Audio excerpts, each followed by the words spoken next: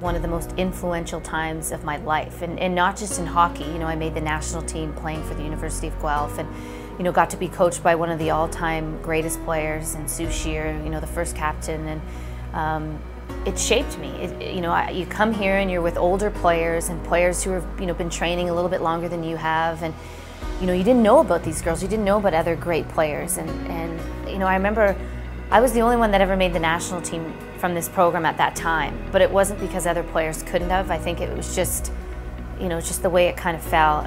But I learned more about myself and about how to be a better person, you know, how to, you know, push myself physically and mentally, you know, by playing at the University of Guelph, more so than anywhere else I played. So it was really, really impactful for me to be here and to be able to play here. And it taught me about hard work and balance. And, you know, I had a job up at Griff's, and, you know, I was a student and an athlete, and just trying to have fun at the same time, and, you know, trying to find that balance with your athletics and, you know, your student life. And the Guelph taught me how to do that for the rest of my career, leading into broadcasting.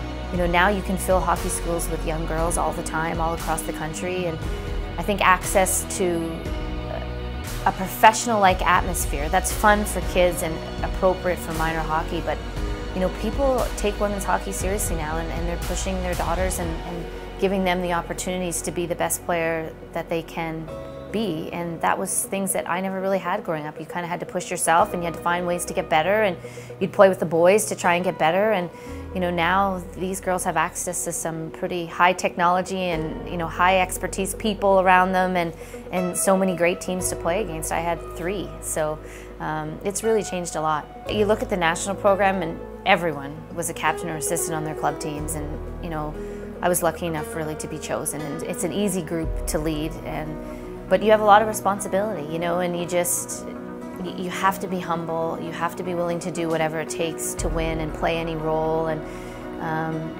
you know, for me, it wasn't about being always the best player, but it was about being a player that could play first line. I played defense, I played fourth line, I played third line, and you know, just being willing to do whatever it took to win. And I think being willing to sacrifice, you know, some of your personal successes for that of the team, and that's always worth it in the end.